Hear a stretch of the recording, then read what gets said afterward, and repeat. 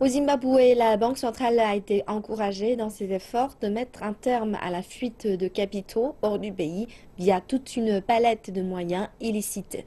Dans sa déclaration de politique monétaire au début du mois, le gouverneur de la Banque centrale, Choing Maguia, a annoncé tout un arsenal de mesures qui limiteront les mouvements de fonds offshore.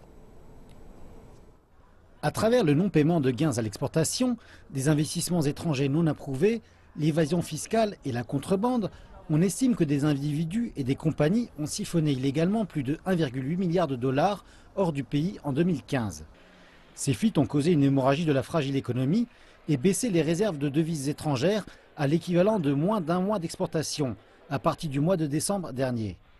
La Banque centrale a à présent institué des contrôles plus stricts. Une approbation est requise pour tous les retraits supérieurs à 10 000 dollars.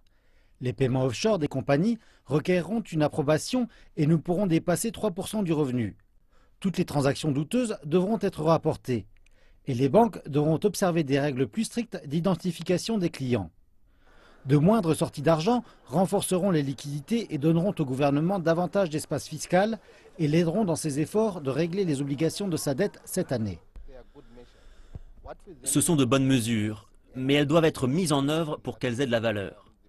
Parce que si nous n'avons pas de mécanisme sérieux de mise en œuvre, alors nous aurons des problèmes. Non seulement pour pénaliser les institutions financières, mais il doit aussi y avoir une mise en œuvre de la part des autres branches du gouvernement pour maîtriser les compagnies qui font cela. Mais d'autres observateurs disent que les contrôles d'échange pourraient aller à l'encontre de la formation du capital. Donc si je veux retirer 10 000 dollars, cela doit être approuvé. Donc ce que je fais, c'est que je ne mets pas l'argent à la banque, parce que je ne veux pas que la banque de réserve se mêle de mes affaires. Les gens d'affaires sont inventifs, particulièrement lorsqu'il s'agit d'argent.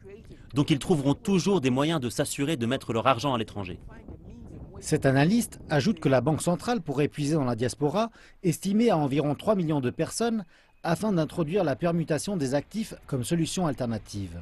Une solution qui a été adoptée en Afrique du Sud est la permutation des actifs, où les gens qui veulent mettre de l'argent offshore obtiennent une autorisation fiscale.